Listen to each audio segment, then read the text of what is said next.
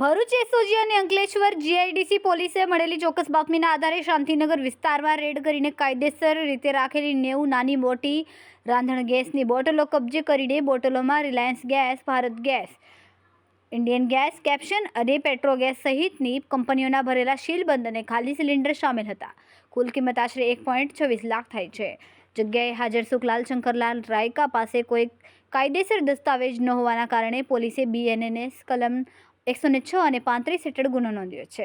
સ્થાનિક સૂત્રો મુજબ અંકલેશ્વરના રહેણાંક વિસ્તારોમાં ગેરકાયદેસર ગેસ રિફિલિંગનો ધંધો ફેલાયેલો છે અને ભૂતકાળમાં લીકેજની ઘટનાઓ પણ બની છે. લોકો આવા માફિયાઓ સામે કડક કાર્યવાહી કરવાની માંગ કરી રહ્યા છે. કાયદેસરની કાર્યવાહી અને આવા માફિયાઓ સામે કડક કાર્યવાહી કરવામાં આવે તેવી પણ માંગ ઉઠવામાં આવી છે. Reporter Dharmendra Prasad, news for India, Ankleshwar.